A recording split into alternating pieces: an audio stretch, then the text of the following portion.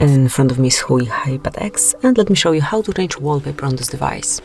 So first of all, you need to open the list of all apps, then find and select settings.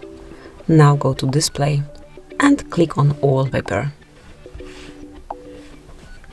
And here just pick the source that you would like to choose your wallpaper from. It can be some from live wallpapers, photos or wallpapers. Let me go with wallpapers, and here you've got all the options. You can click on each to check how it will look on your display. And let me pick, for example, this one. Now just tap on set wallpaper, then decide if it's just for your home screen, lock screen or both of them. I will choose both. And that's it. As you can see, from now on, this brand new wallpaper is covering both your home and lock screens. So this is it. That will be all. Thanks for watching. Please subscribe our channel and leave the thumbs up.